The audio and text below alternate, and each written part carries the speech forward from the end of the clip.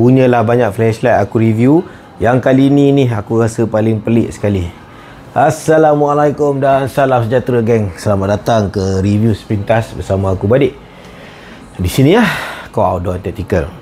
So guys, hari ni pada tangan aku ada sebuah model iaitu Sofen ST1 dengan kapasiti kemampuan 1500 lumen. Sebelum ni aku dah cuba buat video dia, tapi video dia ada problem sikit. So ni aku buat lagi lah. Kenapa dia ni aku titlekan sebagai pelik? Sebab dalam banyak-banyak flashlight yang aku pernah review guys, termasuklah apa yang ada dekat belakang ni yang mungkin tak masuk dalam kamera, inilah satu-satunya flashlight yang dihadirkan tanpa klip. Korang tengok, memang body dia datang macam ni, tak ada tempat untuk letak klip, dan memang tidak didatangkan sekali dengan apa-apa bentuk klip. Tak kepelik tu. Jadi ini pengalaman pertama aku lah untuk sebuah flashlight yang dihadirkan tanpa klip.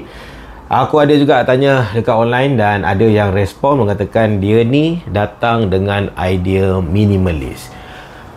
Logiknya macam boleh terima. Korang tengok juga bentuk design dia. Memang sleek, kemas, tajam, rapi, tak ada banyak cekadak kan. Dengan menggunakan warna jenis yang metalik kelabu macam ni, memang menyerlahkan lah bentuk ke masa depanan dia lagi. Dia ni didatangkan dengan bateri kapasiti size 14500, kapasiti 900 mAh. Dan menarik, dia ni waterproof IPX6. Bermaksud kalau hujan lebat pun tak ada masalah. Apa yang sedikit menyukarkan pada aku pasal lampu ni adalah dalam technical spec dia, dia tak bagi tahu untuk setiap stage tu boleh pergi sampai berapa meter. Tapi tak apalah. Yang pertamanya aku bukakan, korang tunjukkan. Okey, kita unlock pula, matikan balik. Okey, ni nyalaan pertama. Nyalaan pertama ni adalah 1 lumen yang boleh bertahan 450 jam.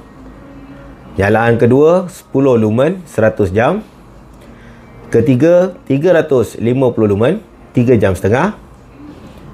Yang ini 800 lumen boleh bertahan 10 minit. Dan macam biasa untuk spek turbo dia, kita double tap button ni. Ini guys, ini adalah 1500 lumen yang boleh bertahan 2 minit sahaja. So benda ni of course macam aku cakap tadi, dia punya bateri, size dan kapasiti aku dah bagi tahu.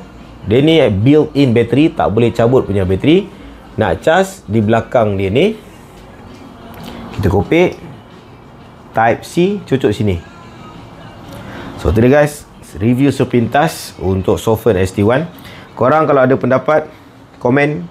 Kalau ada apa-apa, komen. Jangan lupa tekan button like. Ciao.